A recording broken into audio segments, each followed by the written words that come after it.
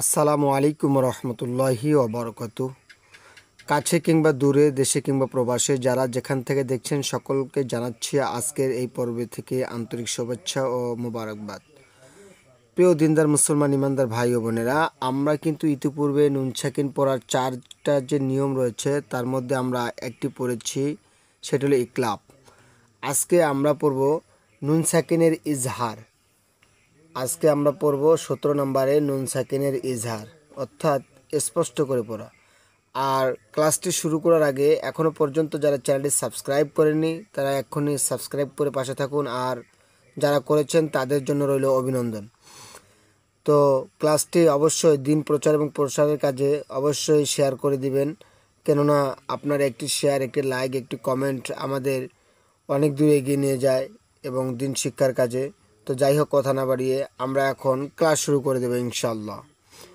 17 নম্বর নুন সাকিনের ইজহার। ইজহার শব্দের অর্থ হলো স্পষ্ট করে পড়া, অর্থাৎ নুন সাকিনের পরে যদি এই হরুফগুলো পাওয়া যায়, অর্থাৎ 6টি হরুফ রয়েছে ইজহারের। নুন সাকিনের পরে যদি কোনো সময় এইরকম পাওয়া যায়, অর্থাৎ নুন সাকিনের পরে যদি এই 6টা হরুফের মধ্যে যে কোনো একটি হরুফ পাওয়া যায় না কেন, তখন নুন সাকিনের এখানে ইজহার, অর্থাৎ স্পষ্ট করে পড়তে হবে, এটাকেই ইজহার বলা হয়। প্রিয় শিক্ষার্থী ভাই ও বোনেরা, এই ইজহারের হুরুফ হলো 6টি। এটা হচ্ছে গোল হা, লম্বা হা, খ, আইন, গইন, আর হলো হামজা। অর্থাৎ এই 6টা হুরুফ যদি পাওয়া যায়, তাহলে আবারও বলছি স্পষ্ট করে পড়তে হবে। নুন সাকিনের ছন্দ, নুন সাকিনের বামে যদি এই 6 হুরুফ পাওয়া যায়, আবারও বলছি মনোযোগ সহকারে শুনুন। নুন সাকিনের বামে যদি এই 6 হুরুফ পাওয়া যায়, নুন সাকিন সেই সব জায়গায় গুন্না ছাড়া পড়তে হয়, অর্থাৎ পাওয়া যাবে কিন্তু গুন্না করে পড়া যাবে না, গুন্না ছাড়াই পড়তে হবে। নুন সাকিনের বামে যদি এই 6টা হুরুফের যে কোনো একটি হুরুফ পাওয়া যায়, তাহলে অবশ্যই সেখানে কি করতে হবে, গুন্না ছাড়াই স্পষ্ট করে পড়তে হবে।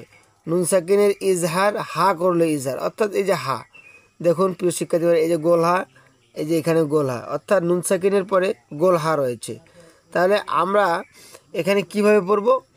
আমরা এখানে একেবারেই স্পষ্ট করে পড়ব, যেমনিভাবে একটু বানান করিয়ে আপনাদেরকে প্রত্যেকটা লাইন একটু শুনিয়ে দিই।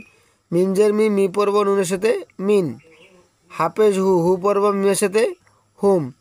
মিন হুম, মিন হুম। ওয়া জবর ওয়া, ওয়া পড়ব নুনের সাথে ওয়ান। আলিফটা না, আলিফে যেহেতু কোনো কিছু নেই, তাহলে সেক্ষেত্রে আলিফটা আমরা বাতিল করে দিই, আলিফে যেহেতু নেই, তাহলে ওয়া পড়ব নুনের সাথে ওয়ান।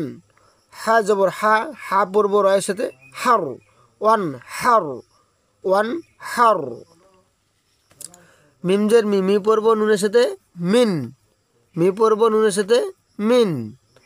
খ জবর খ, খ পড়ব ওয়া আর ফায়ের সাথে খউফ। 2 দাগ রয়েছে প্রিয় শিক্ষার্থী ভাই বোনেরা, আমরা ইতিপূর্বে ক্লাসে কিন্তু এগুলো বুঝিয়ে দিয়েছি সুন্দরভাবে। তাহলে 2 দাগ যেখানে দম ফেলিলে 2 আলিফ টানতে হবে সেখানে, তাহলে কি বলতে হবে, মিন খউফ। 2 জের আছে, দম ফেলেছি, যার কারণে আর 2 সেকেন্ড হয়ে গেছে, অর্থাৎ গোলের মাঝে উল্টা সাকিন যেখানে দম ফেলিলে মনে মনে সাকিন হবে সেখানে।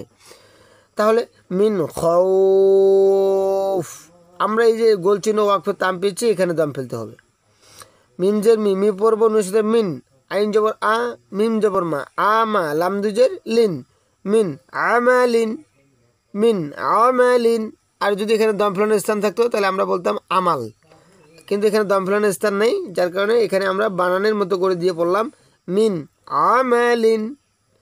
হামজা জবর আ, আ পড়ব জিমের সাথে আজ, র 2 পেশ রুন, আজ রুন, আজ রুন। গয়েন জবর গ, গ পড়ব ইয়ার সাথে গই, র 2 পেশ রুন, গই রুন, গই রুন, আজ রুন, গই রুন, আজ রুন, গই রুন। কাপেশ কু, ফাপেশ ফু, কুফু, ওয়াও 2 জবর ওয়ান, কুফু ওয়ান।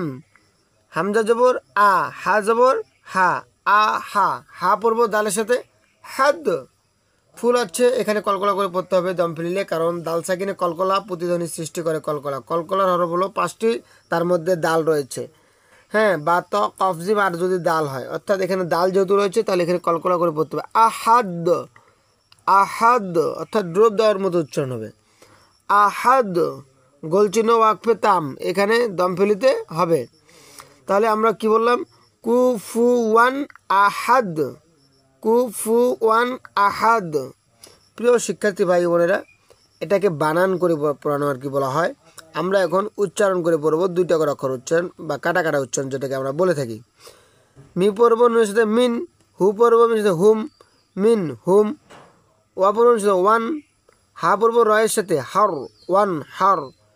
মি পড়ব নুনের সাথে মিন, খ পড়ব ওয়াওয়ার ফায়ের সাথে খৌফ, মিন খৌফ।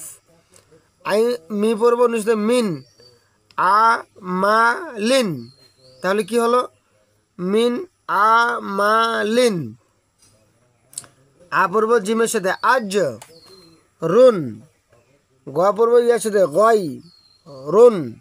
আজ রুন গয় রুন, আজ রুন গয় রুন। কু ফু ওয়ান, কু ফু ওয়ান আহাদ, আহাদ। তাহলে আমরা এখানে দম ফেলেছি কুফুয়ান আহাদ। প্রিয় শিক্ষার্থী ভাই বোনেরা, এখন আমরা উচ্চারণ দিয়ে পড়ব। মিন হুম ওয়ান হার, মিন খৌফ, মিন আমালিন, আজরুন গয়রুন, আজরুন গয়রুন। কুফুয়ান আহাদ, কুফুয়ান আহাদ। প্রিয় শিক্ষার্থী ভাই বোনেরা, আশা করি ক্লাসটি বুঝতে পেরেছেন এবং শিখতে পেরেছেন। যদি শিখে থাকেন, আপনার একটু মাত্র যদি উপকার হয়ে থাকে ক্লাসটি, তাহলে অবশ্যই চ্যানেলটি ভিডিওটি শেয়ার করতে ভুলবেন না এবং চ্যানেলটি সাবস্ক্রাইব করতেও ভুলবেন না। ধন্যবাদ আপনাদের সকলকেই। আগামী পর্ব আসা পর্যন্ত আল্লাহ পাক আমাদের সকলকে ভালো রাখুক, সুস্থ রাখুক, নিরাপদে রাখুক। এই বলে আজকের ক্লাস এখানেই সমাপ্তি ঘোষণা করছি। আসসালামু আলাইকুম ওয়া রাহমাতুল্লাহি তাআলা ওয়া বারাকাতুহু।